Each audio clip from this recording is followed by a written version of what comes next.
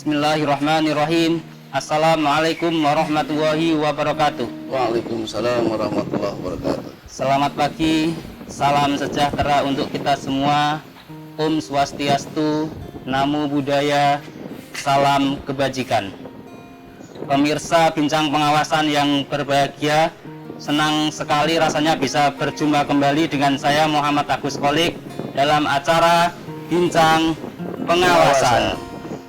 Bincang Pengawasan tayang setiap Selasa dan Jumat pukul 10 pagi pada media sosial Inspektorat Jenderal Kementerian Agama di channel YouTube.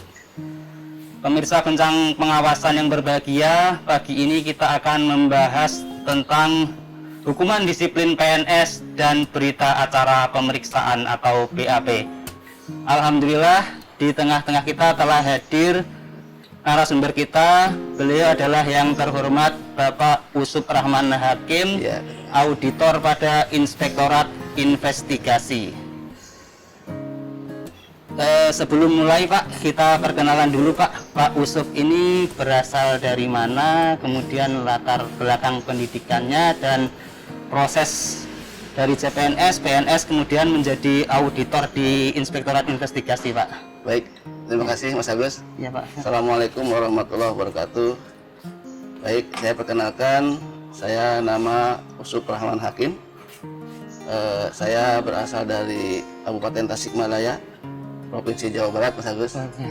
Kemudian kebetulan pada tahun 2002 itu saya mencoba ikut seleksi terkait dengan PNS, dan kebetulan itu pada tahun itu Itjen mulai pertama kali menerima formasi auditor dari luar. Karena sebelumnya auditor itu diambil dari pegawai sendiri, diambil direktur dari pegawai sendiri, kemudian yang ikuti diklat. Ketika sudah lulus diklat maka jadi auditor. Dan dulu pemeriksa bukan auditor, jadi pemeriksa. Jadi pemeriksa, kemudian namanya nomenklaturnya diubah jadi auditor. Jadi auditor. Setelah kami masuk yaitu tahun 2002 itu Mas Agus. Kemudian dikeliku terkait dengan saya menjadi auditor, ya biasalah namanya CPNS, kita setelah di PNS kita ditempatkan di dalam jadi auditor Mas. Kita ditempatkan di bagian, kebetulan saya di bagian pelaporan hasil pengawasan. Ketika itu atasan saya bernama Bapak Haji Ansori.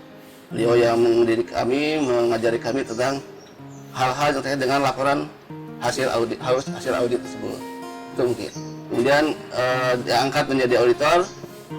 Itu tadi setelah dari pelaporan saya dipindahkan ke kepegawaian. Nah di kepegawaian itulah setelah 2 tahun saya diangkat jadi auditor. Saya ditempatkan di wilayah 3 kalau tidak salah, itu masih di wilayah 3. Nah kemudian pindah, biasa ada mutasi Pak. Dari wilayah ketiga langsung wilayah 3, kemudian di wilayah 4. Sempat ke wilayah 5, kemudian kembali lagi ke wilayah 4. Nah di wilayah 4 dulu tahun 2016 kami dipindahkan ke investasi sampai sekarang. Jadi di investasi dari 2016 sampai sekarang berarti sudah hampir 4 tahun ya di investigasi. Itu mungkin yang bisa saya sampaikan terkait dengan karir saya. Kemudian untuk latar belakang pendidikan Pak? Latar belakang pendidikan biasa sama dengan pada umumnya. Saya mulai dari SD itu di Tasik, kemudian SMP negeri, SD negeri, kemudian setelah SMP saya SMA itu Aliyah Madrasah Aliyah Negeri di Jakarta Utara. Namanya saat itu adalah Man Pilia Cilincing. Jadi Pilia dari Cilincing itu. Kemudian biasa kuliah ke UIN, dari Hidayatullah masih AIN. Tamat tahun 96, kemudian beberapa lama kami nganggur, ngajar lah. Setelah selesai dari itu ngajar, nah akhir tahun 2002 itu diangkat menjadi PNS dan sampai sekarang. Kemudian tahun 2009 saya dapat ya beasiswa ya dari Diknas untuk mengikuti S2. Di mana itu Pak? Nah, itu S2 kami berkuliah di Universitas Timbul Nusantara di Jalan Tomang di Jakarta Barat. Nah setelah itu ya tidak sampai S2 saja gitu, magister akuntansi gitu. Tapi karena perguruan tingginya tidak ada akuntansi maka gelar jadi MM, magister manajemen.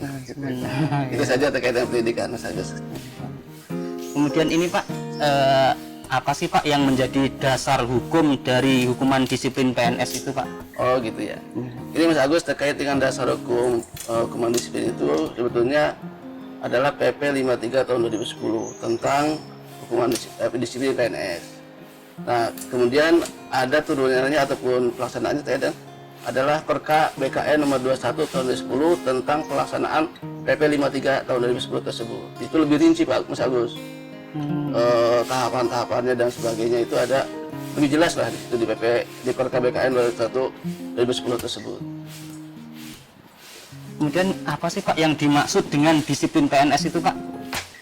Kalau disiplin PNS itu situ kalau tidak salah saya baca di Perka 21 itu adalah kesanggupan PNS untuk mentaati semua kewajiban yang ada, semua kewajiban sebagai PNS, kemudian dan berusaha untuk menghindari larangan-larangan daripada PNS tersebut. Kalau tidak salah di situ di PP 5 juga ada 17 kewajiban dan ada 15 larangan sebagai PNS itu. Nah, apabila PNS itu melanggar larangan kemudian tidak mentaati kewajiban itu, maka dia akan kenakan sanksi hukuman disiplin. Kemudian maksud dari pelanggaran disiplin PNS itu apa Pak? Maksud dari pelanggaran disiplin PNS adalah semua, baik itu tulisan ya, perkataan maupun perbuatan PNS yang ada indikasi tidak mentaati kewajiban sebagai PNS ataupun melanggar larangan sebagai PNS, baik itu dilakukan di jam kerja maupun di luar jam kerja, maka dia akan masuk sebagai itu kategori daripada hukuman disiplin. Itu Mas Agus. Pak Usup, sebelum kita lanjutkan, kita istirahat untuk minum dulu Pak. Silakan untuk diminum dulu. Terima kasih Mas Agus.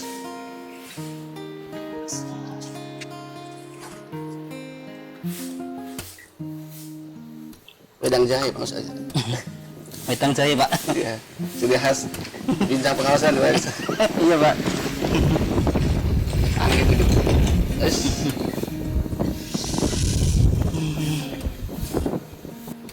Pak Usup, kita lanjutkan lagi Pak. Ya. Iya. Sebenarnya kenapa sih Pak PNS itu di BAP Pak? Jadi BAP merupakan gini Mas Agus, itu kan prosedur audit ya terkait BAP ketika seorang akan dikenakan sanksi hukuman disiplin. Jadi apabila terbukti dengan bukti-bukti yang tadi, apakah berupa perkataan, apa berupa tulisan, apa berupa sikap atau tindakan beliau ya, ada indikasi dia melakukan pelanggaran, maka dia harus dilakukan BAP. Karena itu merupakan prosedur daripada audit ya Pak ya, untuk menentukan hukuman disiplin apa yang seharusnya dijatuhkan kepada yang bersangkutan. Jadi ketika kita mau BAP itu kita tidak sembarangan, sudah bukti sudah firm, sudah oke, sudah cukup, istilah adalah istilah percuma ya. Jadi bahasa audit seperti itu, kemudian baru dilaksanakan BAP. BAP pun itu ada waktunya Mas Agus. Jadi untuk pemanggilan dikasih waktu 7 hari kerja ya. 7 hari kerja. Nah setelah 7 hari kerja baru dilaksanakan BAP. Ketika orang memulai BAP itu harus memenuhi unsur-unsur terlebih dahulu. Misalnya kalau untuk yang diindikasikan dia melanggar hukuman disiplin sedang dan berat ya, itu harus ada namanya tim pemeriksa. Tim pemeriksa. Unsur pengawasan. Ada 3 unsur. Pertama ada unsur atasan langsung, kemudian ada unsur pengawasan, dan ada unsur kepegawaian. Nah itu sebenarnya sih yang ringan juga sama, cuma ringan kan di situ yang lebih banyak adalah diperiksa oleh atasan langsung ya. Kalau disiplin Kalau ringan, yang sedang dan berat ini harus 3 unsur mutlak harus ada, dan itu ditetapkan dalam berupa SK penetapan oleh kepala kantor yang bersangkutan gitu. Jadi itu Mas Agus. Situ ada unsur atas langsung, unsur ke pengawasan dan unsur kepegawaian. Nah kita itu auditor masuk bagian daripada unsur pengawasan. Gitu. Kemudian Pak, bagaimana prosedur dan mekanisme BAP itu Pak? Ya, jadi ketika kita mau BAP kita harus dulu membentuk namanya tim pemeriksa kepegawaian, istilahnya tim pemeriksa orang yang tersebut. Itu tadi ada unsur unsur atasan langsung, unsur pengawasan dan unsur kepegawaian. Nah, ketika yang bersangkutan misalnya yang mau kita panggil tidak hadir pada pemanggilan pertama, kita lakukan pemanggilan kedua 7 hari kemudian baru dilaksanakan BAP. Dan apabila tidak hadir, maka otomatis yang bersangkutan istilahnya sudah mengakui apa yang dilakukan, maka ditentukanlah hukuman disiplinnya apa. Nah, itu kan misalnya nanti Mas Abu nanyakan ya, Iya Pak. tingkatan daripada hukuman disiplin ya. Tingkat hukuman disiplin. Di situ kan ada hukuman ringan, sedang, dan berat. Gitu kan. Nah, sedang juga dibagi lagi, ada 3, kemudian yang ringan itu kalau tidak ada 5, dan yang berat itu ada 4 macam itu. Itu banyak lah kita. Walaupun kita sampaikan ini enggak gitu. Silakan Pak. Ya, kemudian terakhir Pak, mungkin saran atau kesan untuk pegawai di Kementerian Agama ini Pak, biar tidak melanggar disiplin PNS Pak. Baik Mas Agus, jadi kesan ataupun pesan daripada kami sebagai audit investigasi mengharapkan, saya sih tidak mengharapkan adanya pegawai yang di BAP ya, karena kita kan intinya kan sebetulnya pencegahan ya, jangan sampai ada teman-teman ataupun siapa saja yang ada di Kementerian Agama itu, baik pegawai pusat maupun daerah, jangan sampai di BAP. Nah, supaya tidak ada BAP, kemudian tidak ada komisi, jangan melakukan kesalahan. Tetap dia harus integritas melakukan pekerjaannya, melakukan tugas dan tanggung jawabnya sesuai dengan aturan yang berlaku. Semua sudah diatur, sudah ada aturannya.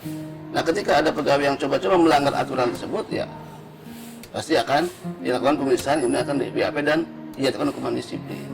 Jadi berharap coba tegakkan integritas dimanapun, kapanpun, dari manapun Anda berada. Gitu. Itu saja mungkin yang bisa saya sampaikan. Ya. Pemirsa Bincang Pengawasan, demikian tadi Bincang Pengawasan kali ini. Semoga kita semua tetap menjaga integritas agar tidak melanggar disiplin PNS dan tidak di BAP. Terima kasih Pak Usuk. Sama-sama Mas. Terima kasih pemirsa semuanya. Apabila ada kesalahan mohon maaf yang besar sebesar-besarnya. Wabillahi taufiq wal hidayah. Wassalamualaikum warahmatullahi wabarakatuh.